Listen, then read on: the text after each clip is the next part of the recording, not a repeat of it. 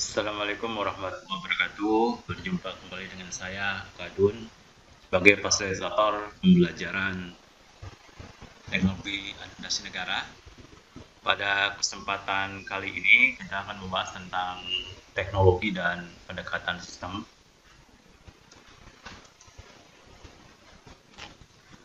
Mengapa kita pelajari ini? Karena bagaimanapun juga di dalam kehidupan, gitu ya, terutama teknologi sendiri, itu adalah pada intinya adalah sistem.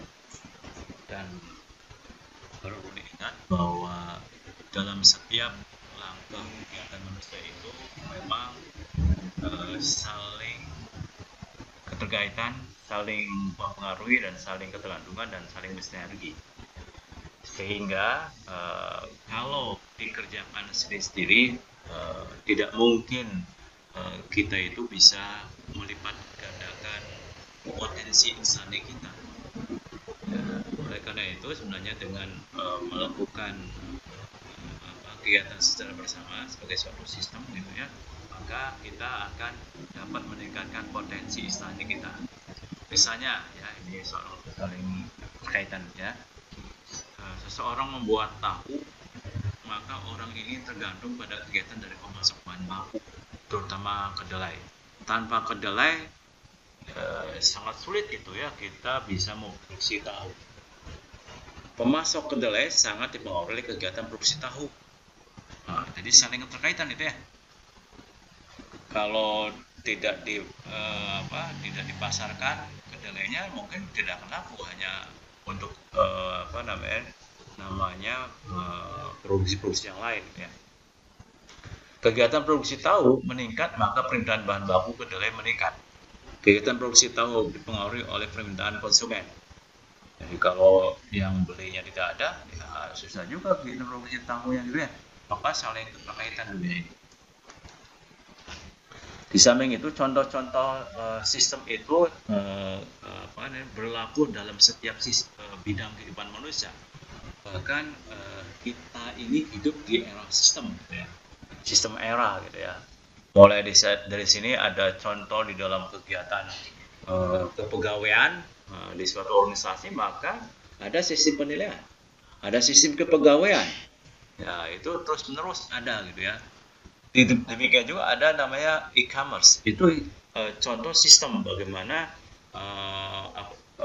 sistem pertukaran barang dan jasa gitu melalui diplastasi internet. Nah, itu sangat bergantung.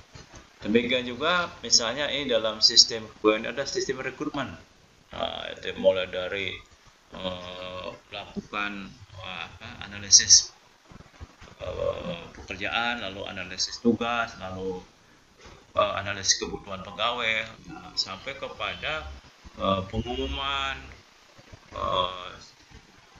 lowongan kerja, sampai kepada penerimaan dan testing gitu ya, sampai pengumuman hasil testing gitu, itu termasuk rekrutmen pegawai. Demikian juga di dalam produksi ada sistem produksi, mulai dari pemasukan bahan baku ya sampai kepada hasilnya gitu, itu proses-prosesnya itu semua sistem produksi. Nah, itu juga sistem ya. Jadi oleh karena itu sekarang itu di era sistem itu semuanya serba sistem. Ada sistem pemerintahan, ada sistem peraturan perundangan, ya. Ada sistem produksi, ada sistem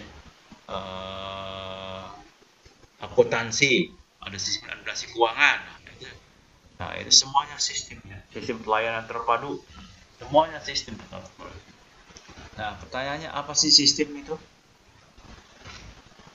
Ya, secara lengkap sistem ini adalah seperangkat unsur atau elemen atau komponen bagian yang saling terkait, interrelasi, saling mempengaruhi, interaksi, dan saling tergantung, interdependensi, sehingga merupakan totalitas entitas atau kesatuan yang bulat, utuh, dan terpadu, di mana keberadaannya memiliki fungsi dan tujuan yang tertentu.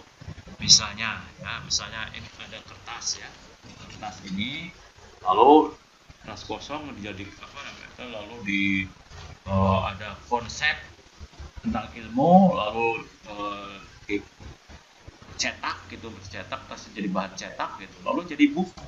Nah, Ini ya buku ini satu kesatuan untuk memiliki fungsi tujuan tertentu ya. Berbeda dengan kertas yang masih kosong gitu. Kertas kosong bisa jadi apa saja, tapi kalau ini sudah jadi buku itu sudah menjadi bagian yang memiliki kesatuan persediaan tersendiri sehingga memiliki fungsi. Pada kertas ini memiliki fungsi yang berbeda dengan fungsi buku ini. Padahal isinya kertas juga ini ya. Nah, gitu ya. Nah, itu jadi ini berbeda sistem itu seperti itu. Ya, jadi sistem itu sekali lagi seperangkat unsur. Jadi ini kalau unsur ini buku ini ada ada tahan kertas, ada tinta yang berhuruf gitu ya, ada ini ya, ada tinta berwarnanya gitu ya, ada lem di dalamnya. Nah, dijadikan satu gitu, ada tulisan pengarang gitu ya, jadi satu unsur atau elemennya yang saling terkaitan. Kalau terpisah-pisah bukan buku namanya nih, saling terkait, saling mempengaruhi ya, antara satu lain saya sebagai tafsir ya, lalu saling tergantung ya, saling kesatuan ya, bukan buku kalau hanya lemnya saja, lem gitu namanya ya. Nah, dalam mempelajari pendekatan sistem maka kita harus belajar dulu yang berkaitan dengan teori sistem umum. Teori sistem umum. Nah, teori sistem umum ini terdiri dari 3 bagian. Bagian pertama yang disebut dengan filosofi sistem. Apa itu filosofi sistem?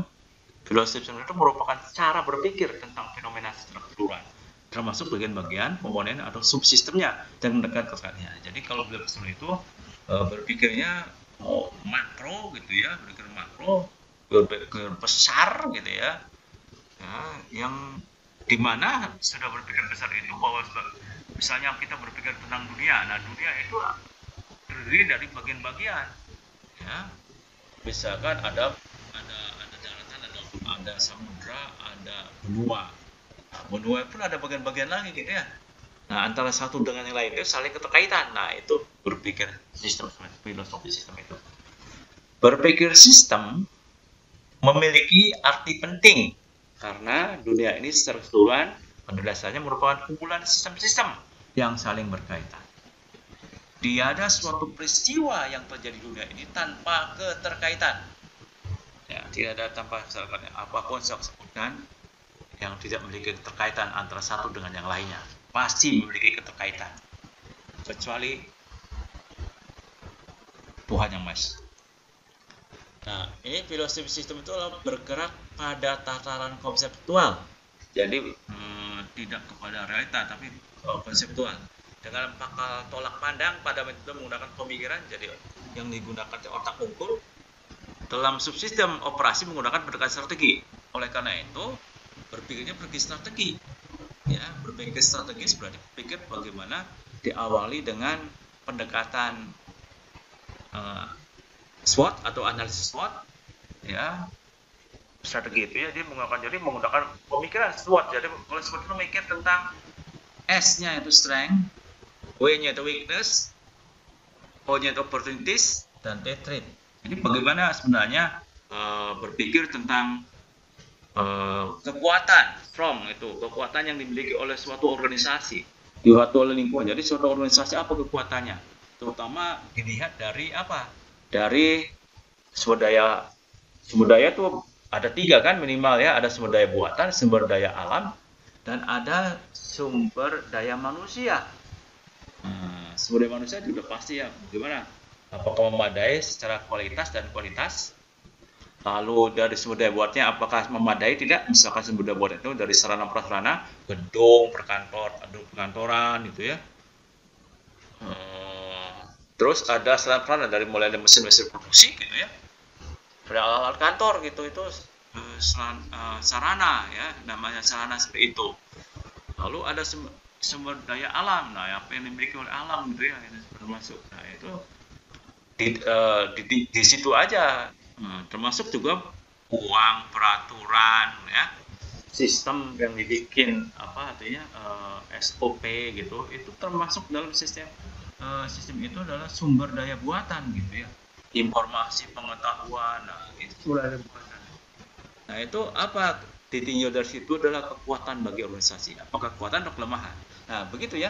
Jadi ada bisa saja sumber daya manusia itu bisa jadi kelemahan kalau misalkan tidak memiliki skill, tidak memiliki kemampuan, kompetensi apa-apa berarti kelemahan. Tapi kalau memiliki itu semua berarti menjadi suatu kekuatan. Nah, kalau kekuatan dan kelemahan itu kita menganalisis lingkungan organisasinya dari internal organisasi sendiri. Nah, berbeda dengan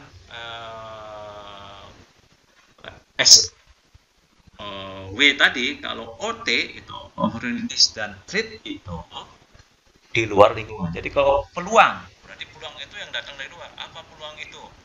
Ya bisa saja kebijakan pemerintah atau saingan gitu ya, atau pangsa pasar gitu ya. Nah itu, demikian juga dengan tantangan bisa saja dari situ. Bisa saja kebijakan-kebijakan pemerintah, peraturan perundang-undangan gitu ya, itu bisa menjadi tantangan. Pesaing juga menjadi tantangan, bisa ya, atau bisa jadi peluang gitu ya. Nah itu, jadi itu strategi. Jadi berbagai strategi semacam itu. Jadi menggunakan pikiran juga itu, ya.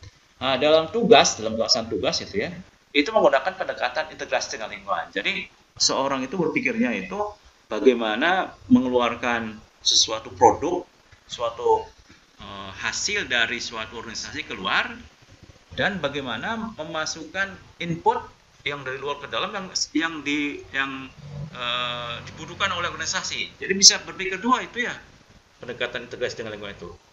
Jadi kita itu harus berpikir menjadi seorang pemimpin dari suatu organisasi itu, apa kelebihan hasil produk yang dihasilkan oleh suatu organisasi harus bisa keterima di luar organisasi itu, dan apa yang dibutuhkan oleh organisasi itu harus bisa didatangkan gitu ya. Nah itu seorang pemimpin yang berpikir strategis, yang menggunakan pikirannya itu bisa mengintegrasikan organisasinya dengan lingkungan. Nah itu ya. Jadi bisa saja lingkungannya itu lingkungan daerah, lingkungan provinsi, lingkungan nasional, lingkungan internasional gitu ya. Harus bisa diintegrasikan itu semuanya. Itu berpikir secara filosofi sistem. Nah, yang kedua itu analisis sistem. Ya, analisis sistem itu berkaitan dengan suatu metode atau teknik yang dipergunakan untuk memecahkan masalah atau pembuatan keputusan. Analisis sistem berkaitan dengan masalah, analisis dan sintesis dari berbagai faktor dan penentuan solusi atau program tindakan yang optimasi atau lebih baik. Aktivitas analisis akan terlihat dari bagaimana sistem menganggap tuntutan lingkungan. Analisis sistem bertujuan untuk mengoptimasi sistem dengan pangkal pandang dalam metode menggunakan modeling. Jadi pada dasarnya cara kerja dari analisis sistem itu modeling. Jadi sudah ada model-model yang diciptakan oleh siapa? Oleh filosofi sistem.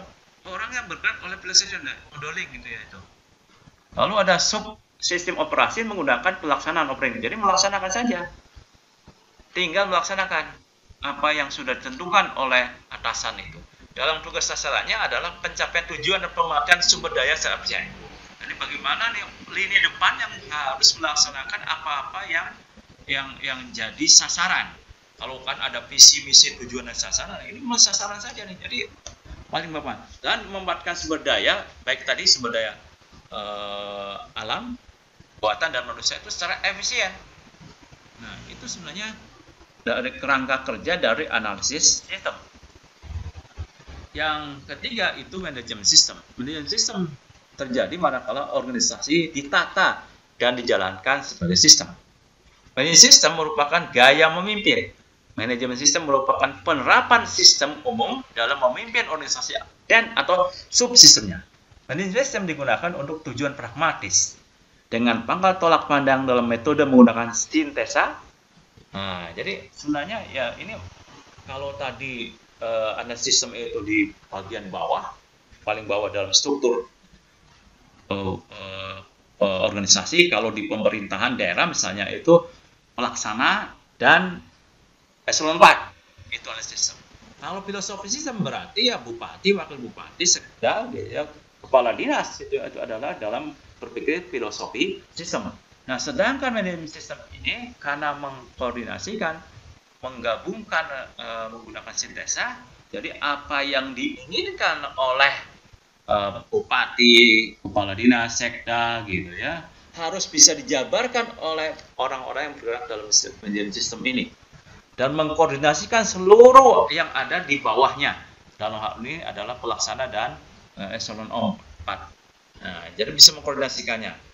Nah, jadi apa yang diinginkan oleh pimpinan dan apa yang diinginkan oleh bawahan itu harus bisa disintesakan sehingga bisa operasional ya menggunakannya itu. Dalam tugas mencapai integrasi kegiatan, jadi kegiatan operasi melalui perancangan penekanan pada keterkaitan, terutama di dalam membuat rencana yang matang, gitu, koordinasi yang jelas gitu. Nah itu, jadi kalau kita gambarkan gitu ya, secara umum kerangka kerja pendekatan sistem itu bisa bagian sekian.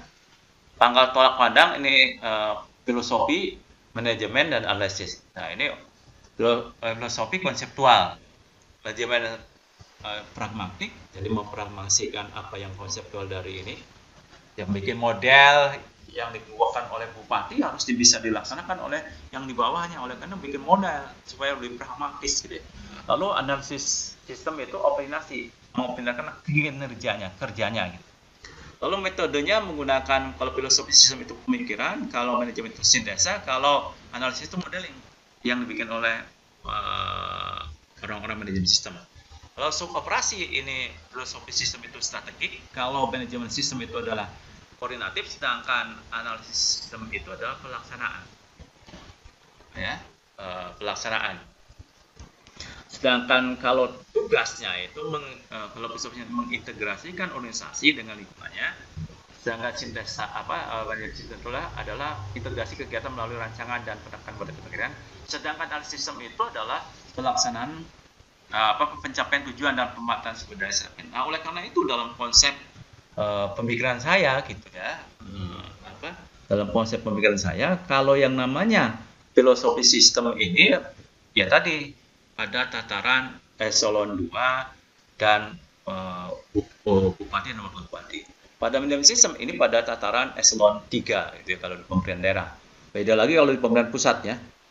Lalu kalau analisis sistem itu pada tataran pelaksana dan eselon 4. Nah itu. Jadi kalau ini menggunakan semua konsep-konsep yang harus bekerjanya pada bidang masing-masing, misalnya seorang bupati gitu ya. Seorang bupati nggak usah ngurusin bagaimana menjalankan pelayanan publik, nggak usah.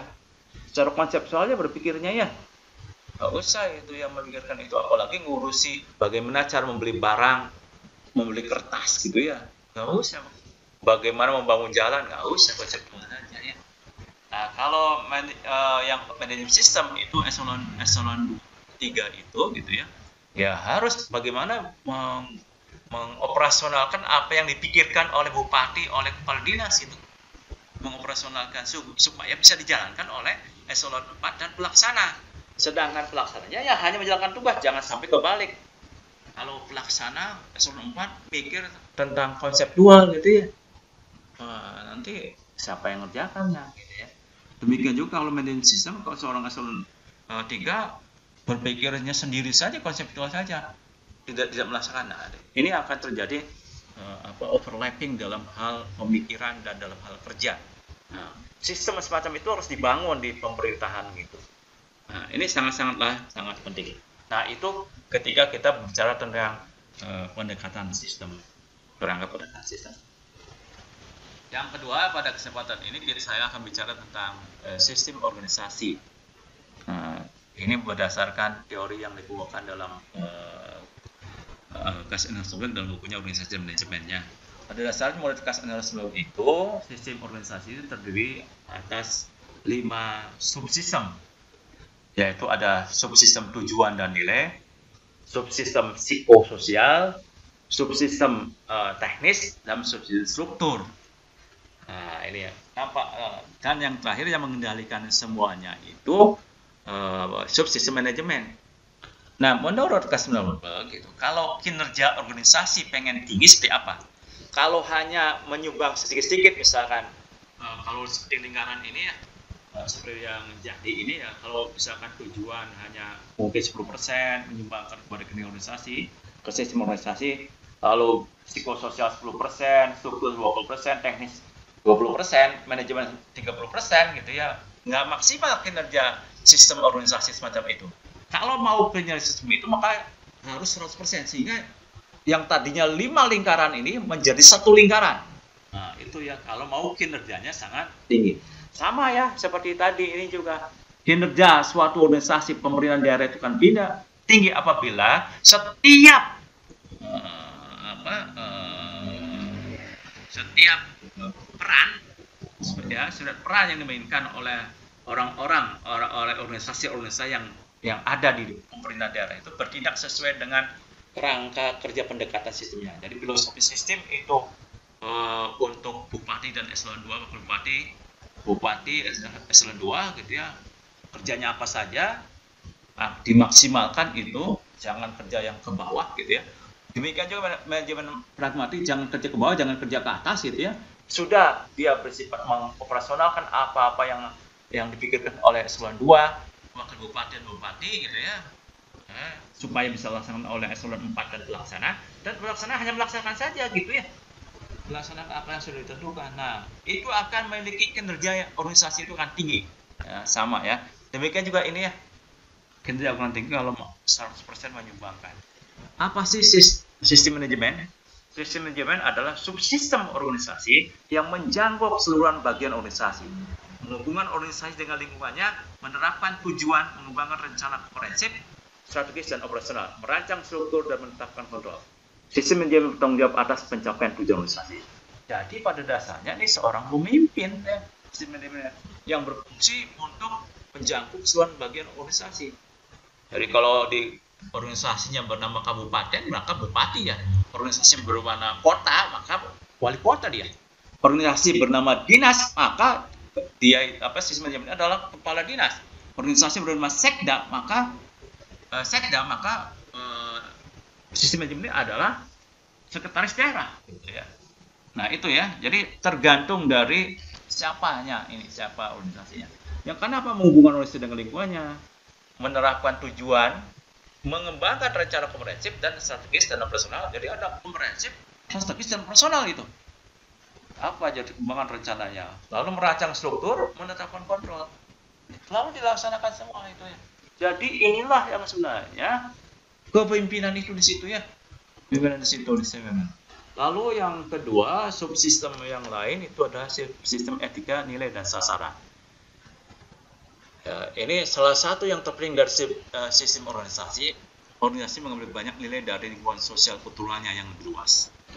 Jadi kalau sistem nilai itu dibangun biasanya oleh pendiri organisasi ya. Nah, pendiri organisasinya itu bisa mengambil dari lingkungan sosiokulturalnya, lalu dia jadikan. Tapi juga ada yang sebenarnya kebalik juga ya, misalnya. Ada kebalik juga sebenarnya.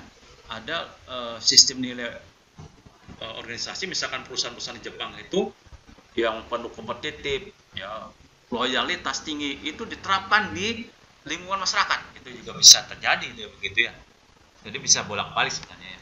Tapi sistem nilai itu kebanyakan itu dibawa dari nilai-nilai sosial kultural, termasuk oleh pendirinya itu. Setiap organisasi diwajibkan oleh lingkungannya untuk mencapai tujuan dan sasaran tertentu. Ya, misalnya kalau organisasi pendidikan harus mencetak orang-orang yang memiliki kompetensi, baik hal pengetahuan, karakter, nilai gitu ya, sikap maupun keterampilan tertentu. Kalau rumah sakit harus bisa mampu melakukan pencegahan, harus mampu bisa mengobati, terutama mengobatinya. Nah, kalau suatu organisasi retail, ya harus mampu mendistribusikan barang dan jasa yang lebih mudah dan murah mungkin ya. Nah, itu ada ya, dan banyak lagi organisasi yang memiliki tujuan dan sasaran sendiri, ya, dan memiliki nilai tertentu. Ya. Organisasi melaksanakan fungsi untuk masyarakat, dan agar ia sukses menerima masukan, ia harus memenuhi kebutuhan masyarakat. Jadi pada dasarnya suatu nilai yang tertinggi bagi suatu organisasi adalah memenuhi kebutuhan masyarakat. apapun kebutuhannya.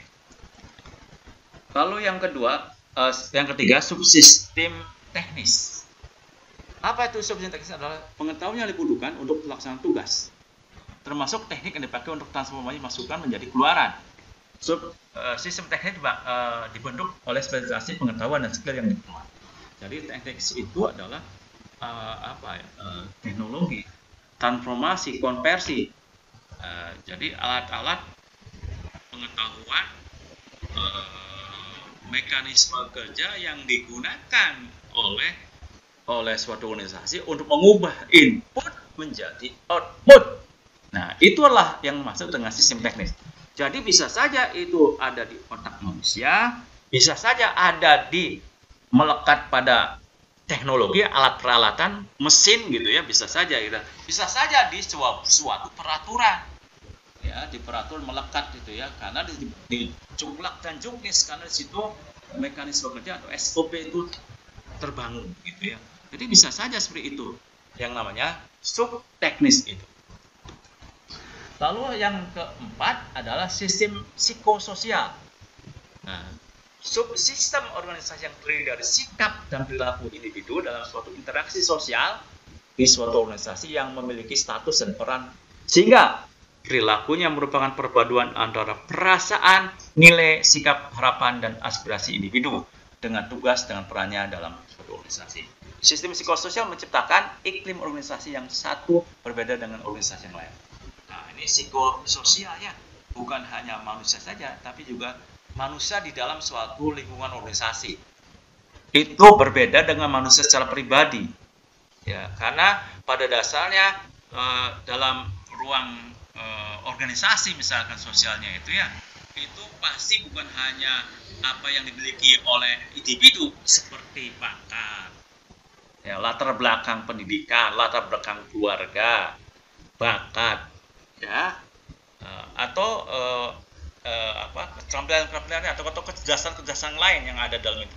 Tapi juga akan dipengaruhi oleh lingkungan sosialnya, organisasinya. Misalnya peraturan-peraturan dalam organisasi, doktrin-doktrin tadi, sistem nilai budaya, tujuan, sasaran organisasi. Itu sangat-sangat mempengaruhi perilaku, sikap, dan harapan dari setiap individu yang ada di dalam suatu organisasi atau anggota organisasi.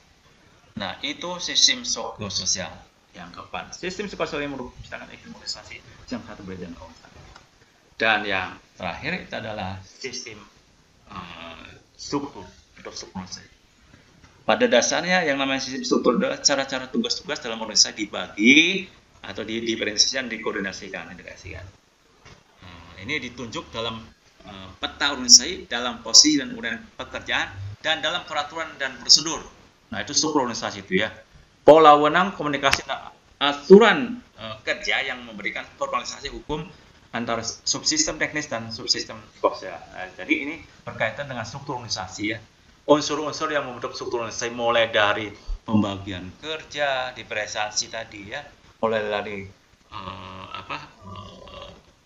departementalisasi, mulai dari formalisasi, mulai dari model pengambilan keputusan, mulai